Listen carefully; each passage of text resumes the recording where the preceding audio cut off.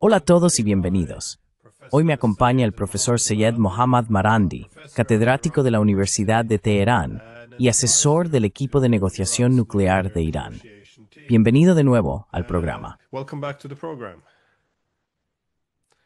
Muchas gracias por invitarme, Glenn. Por supuesto, fui asesor de medios en su día.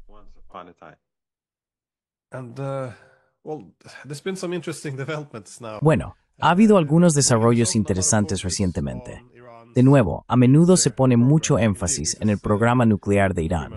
De hecho, esto es prácticamente el tema principal cuando se habla de Irán, al menos en los medios occidentales. Sin embargo, a diferencia de Irán, que es signatario del Tratado de No Proliferación, Israel no lo es.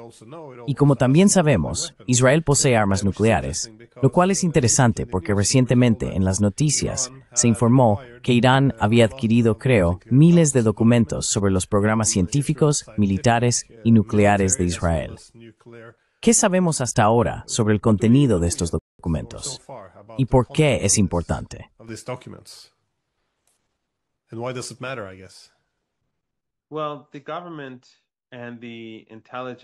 Bueno, el gobierno y las agencias de inteligencia, y creo que el Ministerio de Inteligencia en particular, no están diciendo mucho. No quieren revelar ninguna información sobre cómo introdujeron los documentos en el país. No quieren que los estadounidenses y las agencias de inteligencia occidentales, que cooperan estrechamente con los israelíes, descubran los métodos y medios de Irán en el ámbito de la inteligencia. Pero lo que está claro es que se ha obtenido una gran cantidad de documentos, y estos están relacionados tanto con el programa nuclear como con otras cuestiones clave que son importantes para el régimen israelí. ¿Cómo funciona el régimen? ¿Qué tipo de activos posee? ¿Y cómo interactúa con sus aliados occidentales?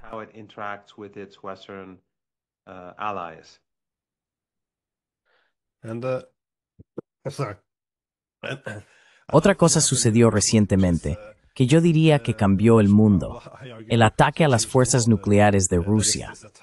Esto es bastante extraordinario porque, bueno, me gustaría conocer tu opinión sobre esto, pero no parece que esto pudiera haber ocurrido sin el apoyo y conocimiento de las agencias de inteligencia occidentales.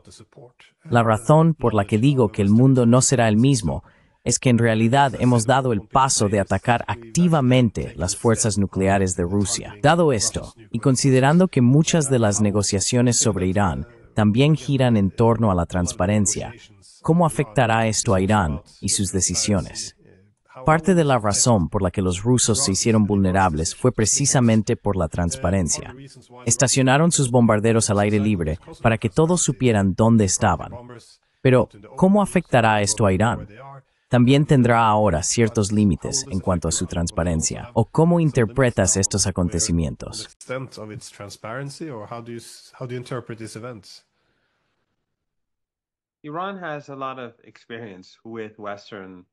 Irán tiene mucha experiencia con las agencias de inteligencia occidentales y las agencias de inteligencia israelíes, por razones obvias.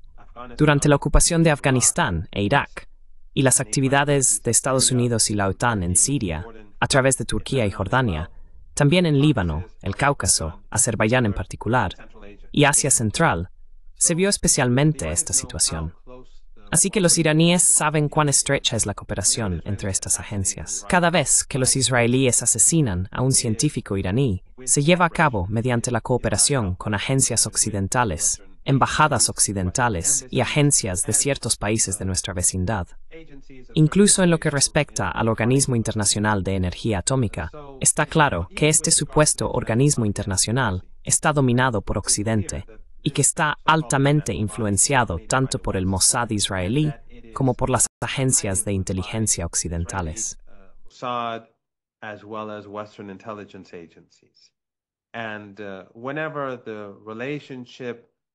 Y cada vez que la relación entre Irán y Estados Unidos y Occidente, por la razón que sea, se calma, vemos que la OIEA trata a Irán de manera más razonable.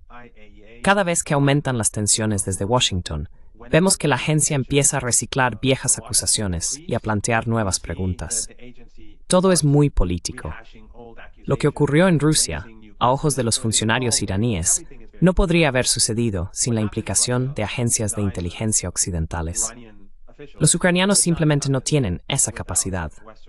Igual que cuando los israelíes quieren llevar a cabo ataques en Irán, cuentan con pleno apoyo.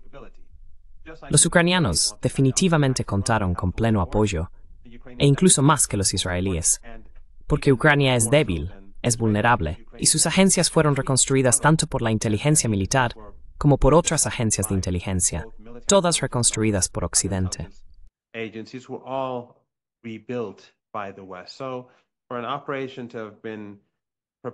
Así que, para que una operación haya sido preparada durante 18 meses y que los estadounidenses no lo supieran, y los israelíes o los británicos, esas agencias que trabajan muy estrechamente entre sí, para los iraníes, eso es imposible. Para ellos es imposible no haberlo sabido. Y el mero hecho de que atacaran estos aviones rusos y violaran acuerdos de larga data entre los rusos y los estadounidenses, acuerdos destinados a prevenir una guerra nuclear, demuestra que Estados Unidos y Occidente no respetan sus propios acuerdos. Utilizan a un tercero para socavar esos acuerdos, y eso encaja dentro de un patrón más amplio.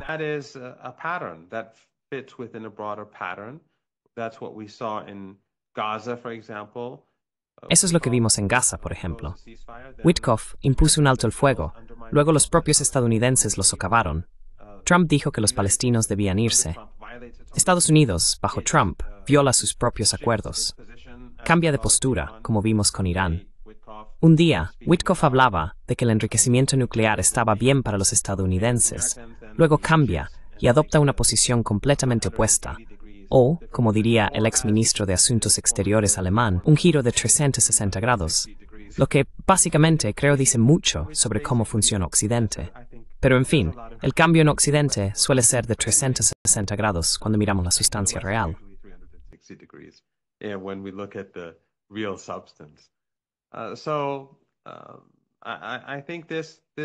Así que creo que esto solo refuerza la creencia en Teherán de que no se puede confiar en Estados Unidos, de que no se puede negociar con Estados Unidos de buena fe porque socavarán sus propios acuerdos de una forma u otra. Eso es algo que también vimos con el Hezbollah. No solo Estados Unidos no cumplió con sus compromisos en el acuerdo nuclear de 2015, sino que además los violó y trató de encontrar maneras de hacerlo. Por ejemplo, imponían nuevas sanciones a Irán por terrorismo, por derechos humanos o por cualquier otra cosa. Se inventaban algún motivo para poder ampliar el régimen de sanciones sin hacerlo realmente en nombre de la energía nuclear.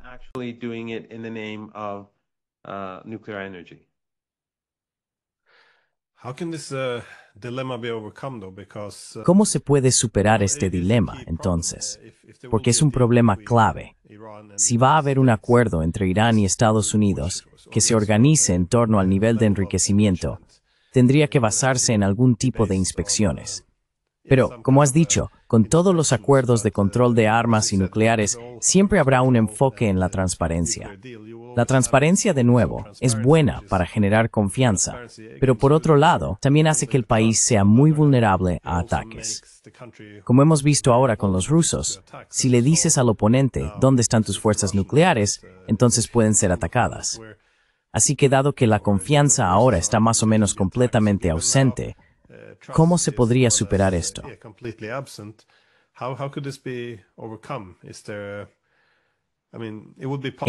Quiero decir, ¿sería posible que las inspecciones fueran, si hubiera un acuerdo para inspecciones invasivas, realizadas por países como Rusia o China, que no quieren ver a Irán con armas nucleares, pero que tampoco forman parte de esta campaña anti-iraní, que no desean debilitar a Irán?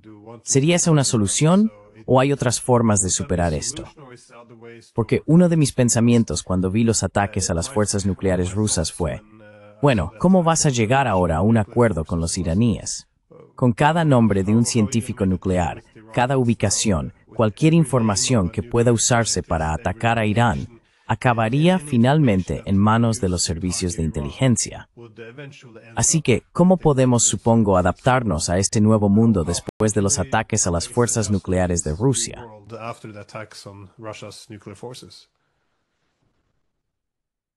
I'm not sure if there is a solution, Glenn. No estoy seguro de que haya una solución, Glenn. No creo que Estados Unidos y los europeos busquen realmente soluciones. Siempre buscan debilitar a la parte con la que tratan y luego socavar esos acuerdos y engañar a la otra parte al mismo tiempo. Así que, en lo que respecta al OIEA, al que aludí antes, el Organismo Internacional de Energía Atómica, los iraníes, en numerosas ocasiones, negociaron con este organismo, hubo inspecciones y se resolvieron los problemas. Pero más tarde, cuando Estados Unidos encontraba otro motivo, o por la razón que fuera, quería intensificar la hostilidad hacia Irán, este organismo internacional volvía a sacar a relucir esas acusaciones. Reavivaban esas acusaciones. Aunque ya se hubieran resuelto antes, de repente volvían a surgir.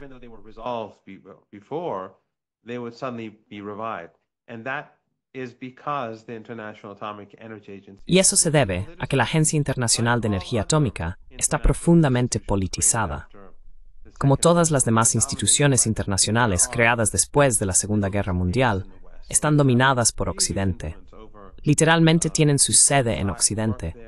Así que Occidente tiene una enorme influencia sobre las personas que trabajan allí. Tienen acceso a la información que existe en estos organismos, tienen mucho control. Así que, básicamente, se está utilizando como una herramienta contra Irán. Lo que quieren es que Irán esté constantemente a la defensiva. No quieren que se resuelva ningún asunto. Todos los expedientes que se cierran pueden volver a abrirse. Incluso, cuando este organismo internacional dice que todo se ha resuelto, que los iraníes dieron respuestas adecuadas, que ya no tienen más preguntas, que ahora pueden seguir adelante, eso no significa que los problemas no vayan a resurgir.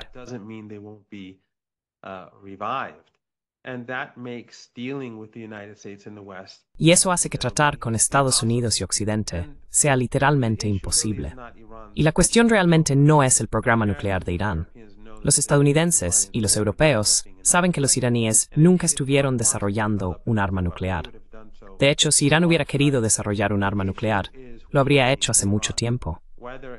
La cuestión es debilitar a Irán, ya sea mediante acusaciones sobre armas nucleares, terrorismo, derechos humanos, o si es posible, el cambio climático. Usarán cualquier cosa que puedan utilizar. Y vemos el mismo patrón con Rusia. Vemos el mismo patrón con China.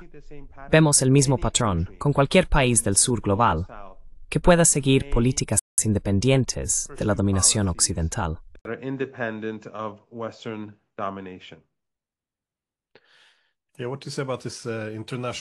Sí, ¿qué opinas sobre que estas instituciones internacionales sean cooptadas? Tenemos ejemplos similares en Europa. De nuevo, tenemos la institución inclusiva, que es la Organización para la Seguridad y la Cooperación en Europa. Y dado que incluye a Rusia, se supone que debe ser neutral y no participar en ninguna de las políticas de bloques que nosotros promovemos.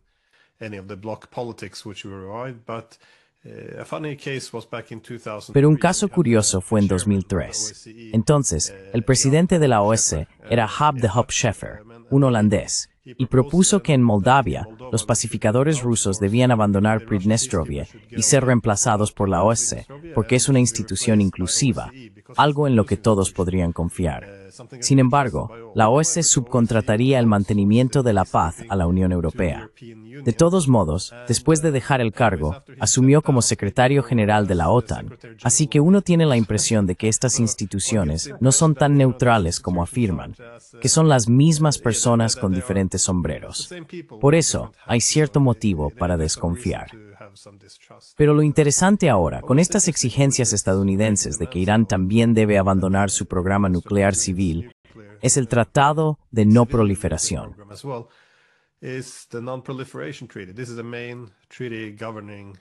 Este es el principal tratado que regula las normas sobre la proliferación, pero es muy específico.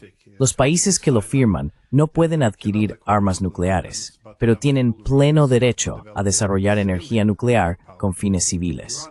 Irán es signatario de este tratado. Así que ahora, no es Irán quien está violando el Tratado de No Proliferación, dado que nadie tiene pruebas de que esté desarrollando un programa de armas nucleares. De hecho, quien lo está violando es Estados Unidos al exigir que Irán ni siquiera pueda tener un programa civil. ¿Cómo van a importar en absoluto el derecho internacional y los tratados después de esto. Tiene que haber algunos principios en juego, ¿no? There has to be some principles at play, so doesn't it? They don't really matter. That's the whole problem. Realmente no importan. Ese es todo el problema. Y esta es una de las ironías de la situación en la que vivimos hoy. El orden basado en reglas que creó Occidente está siendo socavado por el propio Occidente. En mi opinión, siempre sirvió a sus intereses, porque todas las instituciones, como dije antes, las instituciones creadas tras la Segunda Guerra Mundial, estaban sesgadas a favor de Occidente. La OMC está sesgada. Todo lo que se ha creado en los últimos 80 años, todos los organismos internacionales, son más o menos organismos que tienen una enorme influencia occidental. Pero ni siquiera eso se tolera hoy en día, lo cual, en cierto sentido, no es algo malo, porque crea un incentivo para que los países no occidentales creen nuevos organismos. It creates an incentive for non-Western countries to create new bodies. For example, BRICS ultimately may be Por ejemplo, los BRICS pueden llegar a crear organismos en el ámbito cultural que vayan más allá de lo meramente económico. Educación superior, intercambios estudiantiles. Muchos de los organismos internacionales que en el pasado han estado controlados por Occidente están perdiendo relevancia porque los países se están dando cuenta de cómo se politizan y ahora realmente pueden hacer algo al respecto. Creo que el segundo aspecto es el punto más importante de todos. Ahora pueden hacer algo al respecto. El Banco Mundial, o el FMI, ahora vemos que se están desarrollando instituciones rivales. Así que al abusar de las sanciones y politizar estas instituciones con demasiada frecuencia, Occidente ha creado un incentivo para que los países busquen alternativas, ya sea en el comercio o en cualquier otro ámbito. deals with trade or anything else. And I think that across Y creo que en toda Europa, entre los aliados de Irán, reconocen que la Agencia Internacional de Energía Atómica está politizada. Hace 10, 15 años, o incluso hace 5 años, creo que no lo veían tan claramente como lo hacen hoy. Pero ahora se está volviendo evidente, porque todos ellos ahora, en el pasado, Irán era la principal víctima de la politización de las instituciones financieras, la utilización del dólar como arma y la politización de los organismos internacionales. Pero ahora se puede ver que muchos países, incluidos Rusia y China, potencias muy importantes, se están convirtiendo ellos mismos en objetivos de Occidente mediante el uso de estas diferentes instituciones. Y permítanme darles solo un ejemplo de los tipos de estándares que utiliza Occidente. the West, what sort of standards the West deploys. I was in Venezuela last week. Estuve en Venezuela la semana pasada y el país está bajo sanciones severas. Y Cuba, que está al lado, sufre bajo sanciones horribles. Mientras Cuba está siendo aplastada por los europeos, los estadounidenses y los canadienses, vemos que Siria, bajo ISIS y Al-Qaeda, ha visto cómo se eliminaban todas sus sanciones. El ex subjefe de ISIS y el actual jefe de Al-Qaeda en Siria van a ir a la Asamblea General de la ONU para dar un discurso. Así que, mientras Cuba está siendo aplastada, ISIS y Al-Qaeda están siendo recibidos por Occidente. Estos son los estándares con los que tenemos que convivir. Pero dado que el mundo está cambiando y que el equilibrio de poder se está desplazando rápidamente desde Occidente, creo que la capacidad de Occidente para utilizar estas herramientas, su impacto, está disminuyendo rápidamente. The impact of them is rapidly decreasing. Esto refleja la idea realista política de las instituciones internacionales, que son simplemente un reflejo del poder. Es decir, no son independientes por sí mismas, sino que reflejan la distribución internacional del poder. Supongo que parte del problema después de la Guerra Fría fue que todo el poder, al menos en los años 90, estaba concentrado en Occidente. Los estados no se autolimitan. Así que estas instituciones internacionales, en cambio, imponen restricciones y limitaciones a otros, pero no donde reside el poder. Esto corrompería y destruiría muchas de estas instituciones porque en realidad no cumplirían los objetivos o mandatos que se les asignaron. Sin embargo, mi última pregunta es sobre, como has dicho, gran parte del programa nuclear trata de debilitar a Irán. It shouldn't be controversial. No debería ser controvertido decir que esto se debe principalmente a instancias de los israelíes, que ven a Irán como su principal rival. Pero ¿cuál es el estado actual de Israel, militarmente hablando? Porque parece que están sobreextendidos. Es decir, las FDI están teniendo dificultades en Gaza. La ocupación de Siria puede haberse excedido un poco también, lo que los pone en posible conflicto con los turcos. Vemos problemas evidentes en Líbano, pero también ahora en Yemen, que es capaz de atacar a Israel. Y todo esto ocurre antes de que haya comenzado un conflicto real con Irán. Esperemos que no comience. Pero, ¿cómo funcionaría esto? ¿Hasta qué punto ves a Israel sobreextendido en este momento? Do you see Israel as being overstretched at the moment? Israel is severely weakened. Israel has never been Israel está gravemente debilitado. Israel nunca ha sido una entidad poderosa. Esto es un mito que siempre se repite en los medios occidentales. El régimen depende completamente de Occidente para todo lo que hace. Todas las campañas de bombardeo llevadas a cabo en Gaza, masacrando familias día y noche, son con bombas estadounidenses, son armas occidentales que se les proporcionan. Reciben ayuda, tanto directa como indirecta, que es mucho mayor, y cuentan con cobertura política. Los medios occidentales, por supuesto, intentan darles cobertura también, aunque eso se está volviendo cada vez más problemático, porque la gente ve claramente la propaganda. Because people see right through the propaganda.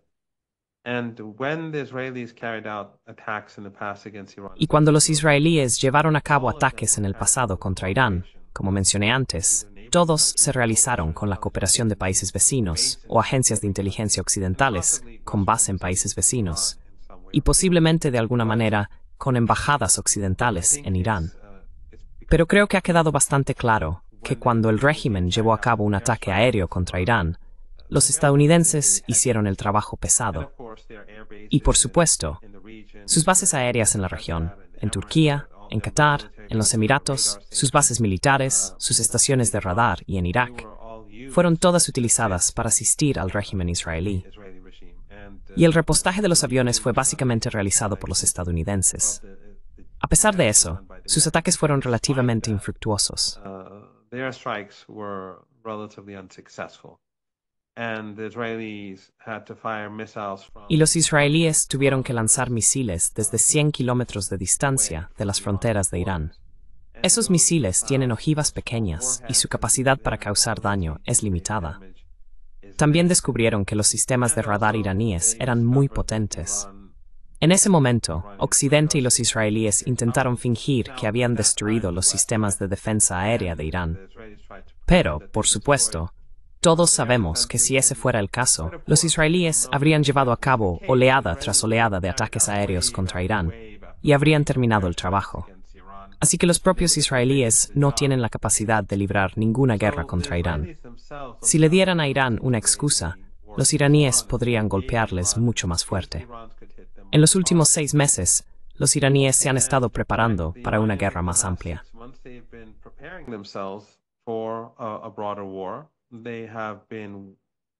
Han estado invirtiendo mucho dinero en defensas aéreas, pero también en sus programas de misiles y drones, y especialmente en ataques de precisión.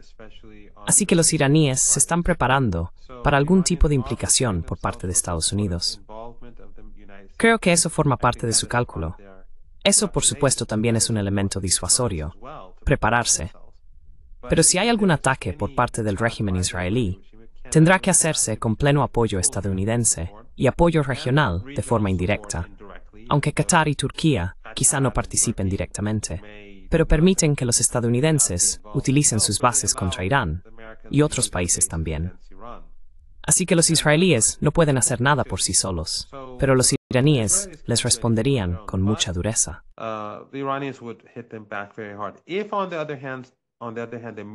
Si por otro lado los estadounidenses se involucran, entonces es una situación completamente diferente.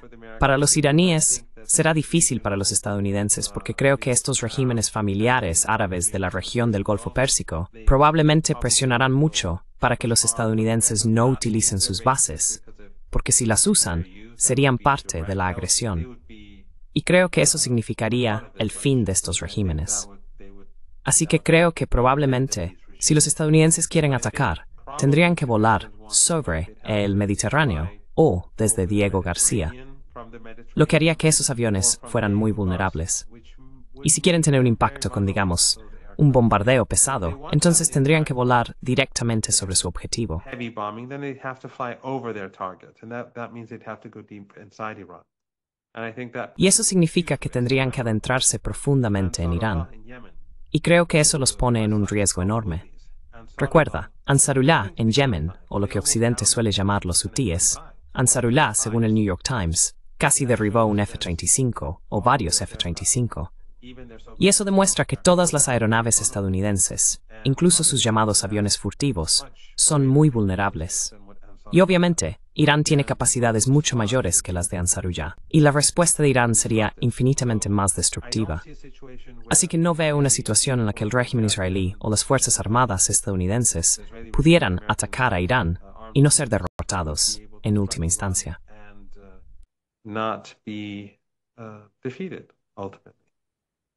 Actually, I have one. En realidad, tengo una última pregunta final. Tenía curiosidad, porque sigues mucho a los medios occidentales. De hecho, eres un comentarista prolífico, e incluso, ya sabes, a Piers Morgan le gusta discutir contigo de vez en cuando, por lo que parece. Al seguir los medios occidentales, ¿cuál es tu impresión sobre lo que Occidente no entiende acerca de Irán? ¿Cuáles son los principales supuestos erróneos? ¿Por qué seguimos equivocándonos con Irán todo el tiempo? Y de nuevo, esto es algo que también puede considerarse perjudicial para Occidente, porque si no evaluamos correctamente a Irán, en otras palabras, si tenemos análisis estúpidos, acabaremos con políticas muy estúpidas. Entonces, ¿qué es lo que no entendemos sobre Irán? So what is it that we do not understand about Iran? You've been to Iran and so have many other friends. Has estado en Irán, al igual que muchos otros amigos. Periodistas occidentales de los principales medios de comunicación occidentales también viajan a Irán. En conversaciones privadas dicen una cosa, pero en sus documentales o informes son muy diferentes de lo que dicen en privado. Así que básicamente repiten estas narrativas. La razón es el dinero. Es porque estas corporaciones mediáticas no son organizaciones independientes que estén ahí para difundir la verdad. Están estrechamente vinculadas al poder. Closely affiliated to power.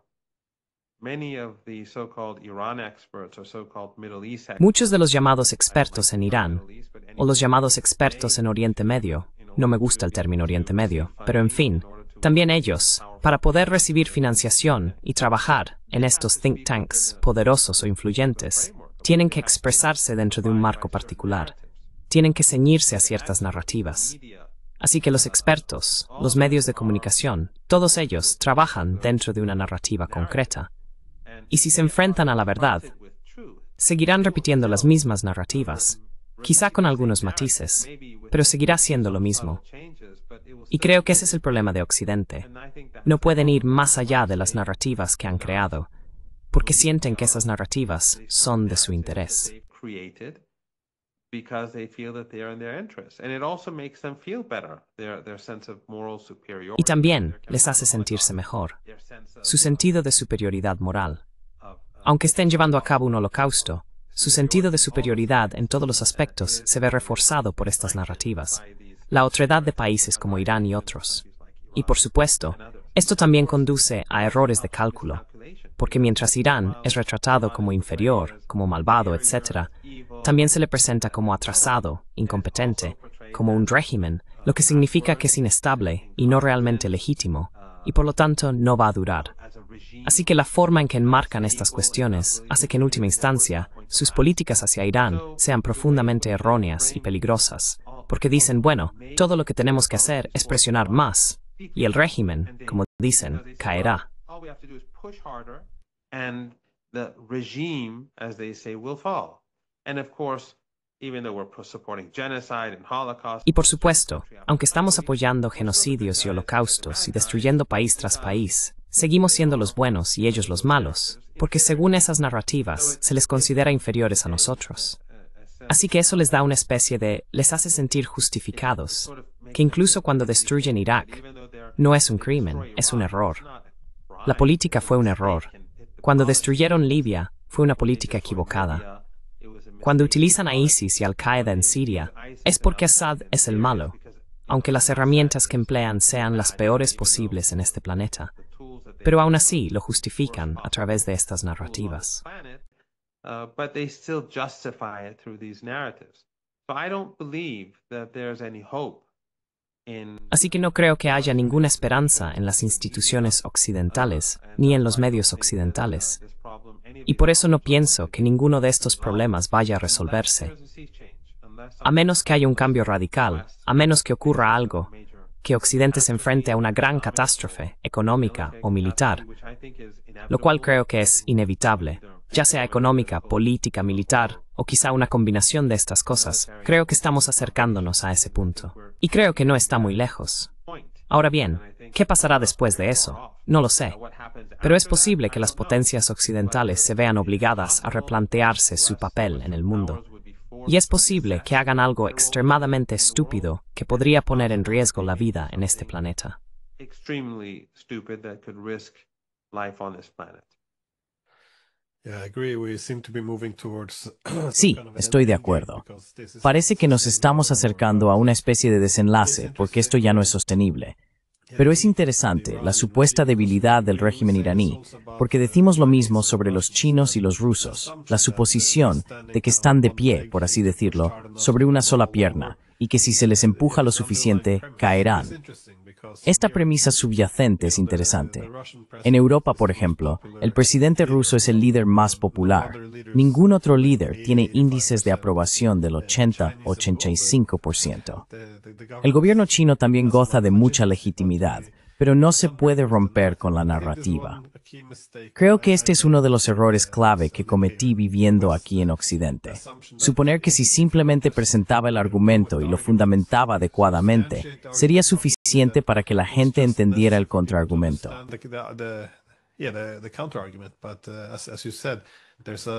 Pero como has dicho, hay una narrativa dominante, que es como la verdad oficial. Y si no la sigues, no hay contraargumento. No cuestionan tus pruebas. Dicen, bueno, entonces eres pro-iraní, pro-ruso, pro-chino. Y sí, esto es para deslegitimarte e intentar destruirte. Así que si quieres preservar tu credibilidad y legitimidad como académico, al menos en Occidente, tienes que seguir estas narrativas. Así que sí, es nuestra propia maldición, creo, porque como he dicho antes, acabamos con análisis estúpidos que resultan en políticas estúpidas. Y sí, aquí estamos, al final del camino, creo. En fin, profesor Marandi, siempre me encanta hablar con usted. Así que gracias de nuevo por tomarse el tiempo. Thank you very much for having me. It's always a pleasure. And Muchas gracias por invitarme. Siempre es un placer.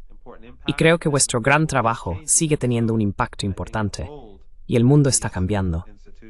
Así que pienso que el control que estas instituciones y estos centros de poder tienen sobre la opinión pública en Occidente y en todo el mundo está disminuyendo. Tenemos que esforzarnos más, mostrar a más personas los fallos en su lógica y la inhumanidad de sus políticas. Creo que, cada vez más, la gente despertará y, kan suerte, always. Gracias. everyone. Thanks.